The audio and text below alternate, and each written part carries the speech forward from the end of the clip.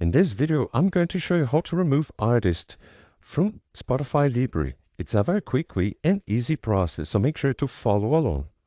First of all, I will point out that this process works on any device. I'm using Android, but it's the same process on your iPhone or your computer too. The first thing you need to do is log in Spotify and log on the account that you want to remove artists from Spotify Library.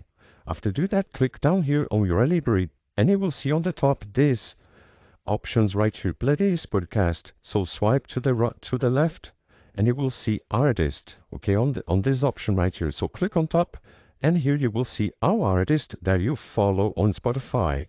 To remove an artist, it's very simple. You just need to press on the artist that you want to stop following, that you want to delete, and click on the first option, stop following. So click right here and you will stop following the artist and delete the artist, remove the artist from your Spotify library. I hope I helped you on how to remove artists from Spotify library. So if this video helped you in any way, hit the like button and subscribe to our channel to receive us footsteps.